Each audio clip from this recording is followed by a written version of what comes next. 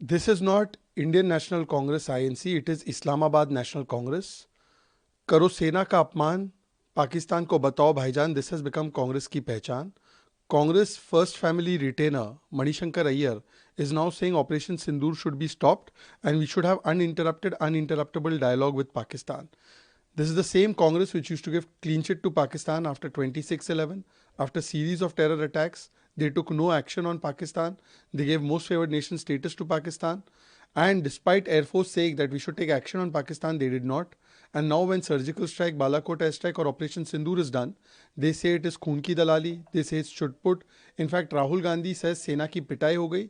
This is the mindset of the Congress. They keep vote bank नीति above राष्ट्र नीति and they have always given clean chit to Pakistan. Congress और पाकिस्तान का ये याराना पुराना है. आज मणिशंकर अय्यर जो प्रथम परिवार के सबसे ज़्यादा विश्वस्त माने जाते हैं, वो कहते हैं कि पाकिस्तान के साथ बातचीत अनइंटरप्टेड और अनइंटरप्टेबल होनी चाहिए और ऑपरेशन सिंदूर को रोक दिया जाना चाहिए. मतलब ये इंडियन नेशनल कांग्रेस आईएनसी नहीं है, ये इस्लामाबाद नेशनल कांग्रेस बन चुकी है. कांग्रेस का हमेशा से एक ही नारा रहा है, एक ही पहचान रही है कि करो सेना का अपमान और बताओ पाकिस्तान को भाईजान. ये वही कांग्रेस पार्टी है जिसने 26/11 के बाद और अनेकों टेररिस्ट अटैक के बाद कोई कार्रवाई नहीं की पाकिस्तान पर, उनको क्लीन चिट देने का काम किया. और आज भी किस प्रकार से जब ऑपरेशन सिंदूर होता है या सर्जिकल स्ट्राइक या बालाकोट एयर स्ट्राइक होता है तो उसको खून की दलाली बोलते हैं, बोलते ऑपरेशन सिंदूर छुटपुट था, फेलियर था, पृथ्वीराज चव्हाण का बयान था. राहुल गांधी बोलते हैं सेना की पिटाई हुई.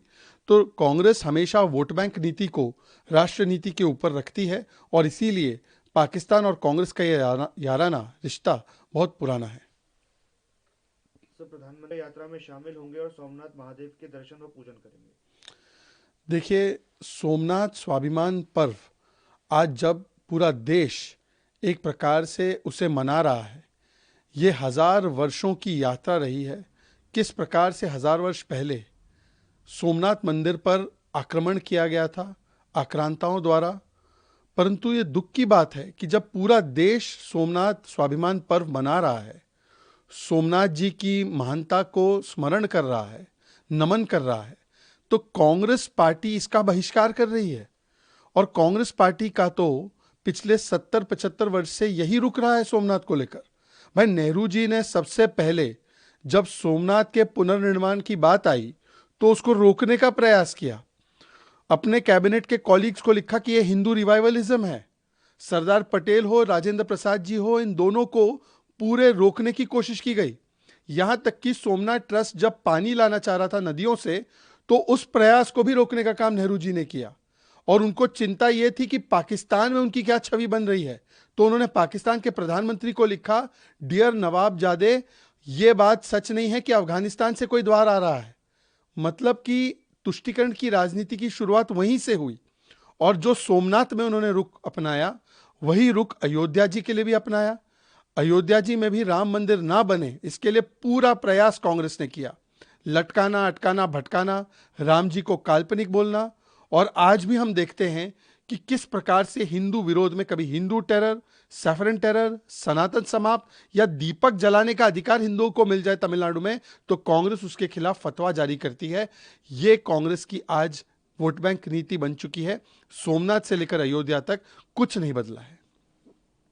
का हक देता है और एक एक दिन एक हिजाब पहनने वाली बेटी देश की प्रधानमंत्री भी बन सकती है. देखिए, ये कौन सबसे बड़ी कैप मतलब कंपेटिटिव अपीजमेंट पॉलिटिक्स में आगे निकल सकता है. इसमें कांग्रेस और एमआईएम और यूबीटी सेना की कंपटीशन लगी हुई है. इसीलिए कांग्रेस बोलती है कि पहला संसाधनों पर अधिकार मुसलमानों का, हम मुस्लिम हैं, मुस्लिम पार्टी है हम. तो दूसरी ओर अब ओवैसी साहब बड़े मियाँ बनने की कोशिश में बोलते हैं कि हिजाब वाली प्रधानमंत्री बनेगी. देखिए, प्रधानमंत्री तो कोई भी बन सकता है, ओवैसी साहब उसके लिए वोट की आवश्यकता है. परंतु मेरा आपसे सुझाव है, आप इतने अच्छे सुझाव देते हैं देश को, अपनी पार्टी में लागू करके एक हिजाब वाली या बुरखे वाली को राष्ट्रीय अध्यक्ष बनाइए. वहां पर तो ओवैसी परिवार के लिए रिजर्वेशन रखा हुआ है. ओवैसी परिवार के बाहर कोई बन नहीं सकता. भाई चलो, हिजाब वाली नहीं बना सकते, पसमानदा ही बना दो. तो अपने आप पर तो पहले लागू करो. पर यह केवल और केवल तुष्टीकरण के लिए कहा जा रहा है. और यह बात इसलिए निकली क्योंकि बीएमसी में देवेंद्र फडणवीस जी ने साफ कर दिया है कि हमारा मेयर महायुति का होगा, हिंदू होगा और मराठी होगा। पर उद्धव ठाकरे जी हिंदू का नाम सुनकर चिढ़ते हैं और बुरखे वाली का नाम सुनकर उनके पार्टी से कोई प्रतिक्रिया नहीं आती। ये यूबीटी का मतलब बन चुका है उर्दू भाईजान तंजीम। ये उर्दू भाईजान तंजीम बन चुकी है। उन्होंने चुनाव आयोग की निष्पक्षता पर भी सवाल उठाए हैं कि आखिर बीजेपी के नेताओं को कैसे पता चल सकता है कि कितने मतदाताओं के नाम सूची से हटने वाले हैं। अखिलेश जी, आप एक बहुत ही सम्मानित उत्तर प्रदेश के बड़े नेता हैं। कम से कम आप ऐसी बातें ना करें जिससे कि लगे कि आप भी राहुल गांधी की ही श्रेणी में आ चुके हैं।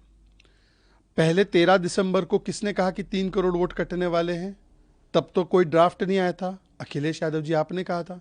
तब आपको कैसे जानकारी पता चली कि भाई 3 करोड़ वोट कटने वाले हैं?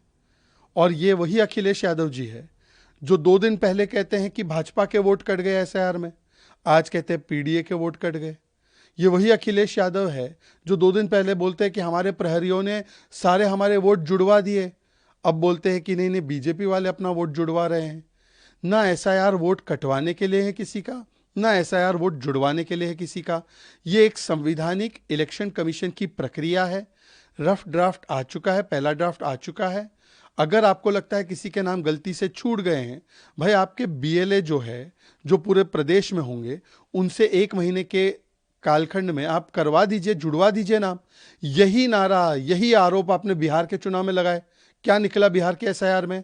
सुप्रीम कोर्ट को कहना पड़ा बहुत ज्यादा पैशन है, कोई रीजन नहीं है, कोई अपील नहीं है, कोई शिकायत नहीं है। तो इसीलिए एसआईआर को बहाना मत बनाइए। आप चुनाव हारने वाले हैं, इसके लिए इलेक्शन कमीशन पर निशाना मत साधिए।